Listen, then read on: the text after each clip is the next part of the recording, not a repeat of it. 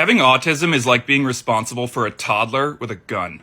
Being on the spectrum doesn't make up 100% of my personality, but it does affect 100% of my life. Every morning, I wake up, and the toddler is there, with the gun, and the anxiety starts. And I need to make sure that toddler gets fed within an appropriate amount of time.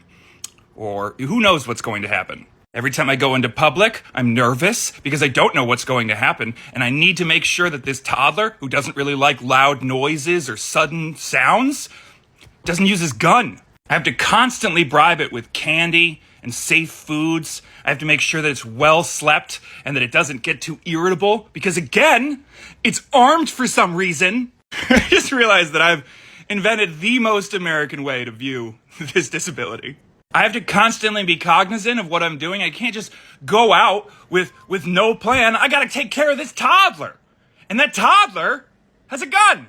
And even when I take care of 100% of that toddler's needs, when it is getting all the food and sleep and entertainment that it could desire, it still has that grabbing reflex. So the gun's still going off sometimes. Because it doesn't know better. It's a toddler.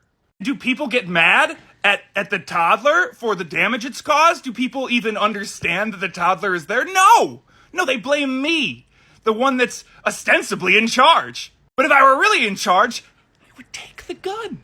I'm not sure if in this analogy, the weapons are like nailed to the toddler's hands, like in Guns Akimbo with Daniel Radcliffe, or if it has like cyberpunk arms where they're like installed inside. I didn't really think this analogy through past like the opening line because I thought that was funny and I figured we'd fill in the rest as we go. But I'm pretty sure the bullets are meltdowns, right? And people are so weird about the toddler when they notice it. And they're like, hey, why's that toddler got guns stapled to its hands? It's like, I don't know, man. I just work here. And then or God forbid, when you tell someone about it, you're like, oh, I'm so sorry that I was late today. I have this toddler with pistols for bones, so you know how that can be. But they don't know how that can be, because that's an insane thought to them.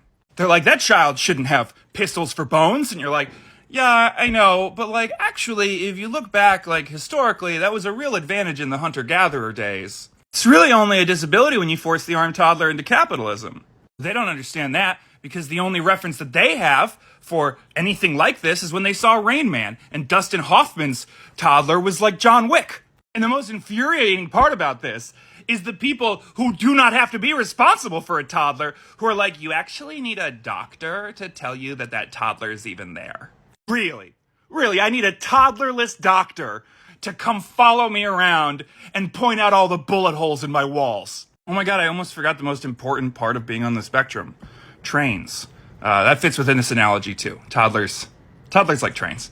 This analogy also explains why there's such a high prevalence of this in the military going unnoticed. Because if you think about it, the military is largely just children who shouldn't have been armed in the first place. And so what's a couple extra toddlers?